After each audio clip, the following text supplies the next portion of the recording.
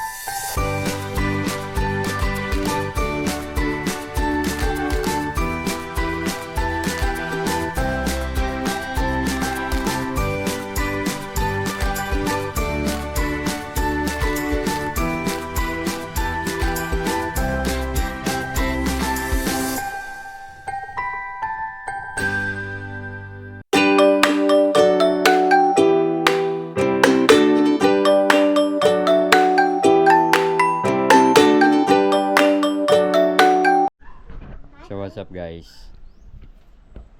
gahapon atong video gikuha na to ang atong iro sa Tibuli. So karon na siya guys. So here is our Spiky, our Belgian dog, Belgian puppy. Kagabi guys haba kay siya, siguro kay nabaguhan siya sa balay nya na kuha na po natong kulungan cage. So karon nagatulog siya kay 2 months pa lang siya guys. Si Spiky, the Belgian dog, tulog siya guys. So yung kulungan guys to raw, dako yung kulungan. So kay magdako man ang mga Belgian, ipaimuan na to siya kulungan. So karon atong himuon is magpa-car wash kay ang sakyanan napuno og suka, ihi ug pupo sa dog. So tara, car wash ta. So what's up guys, so mo din ang kulungan guys. So kulungan sa ato ang ido sa atong iro, si Spiky, the Belgian dog. So karon magpa-car wash ta kay ugaw ang sulod kay kagahapon siguro na first time niya sa biyahe na nakasuka siya, tapos murgalain ang iyan.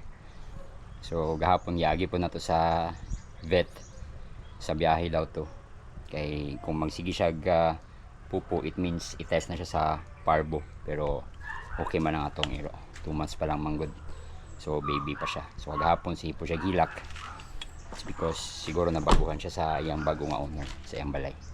So tara guys, car wash ta, bye bye. So what's up guys, what's up mga kapag-on.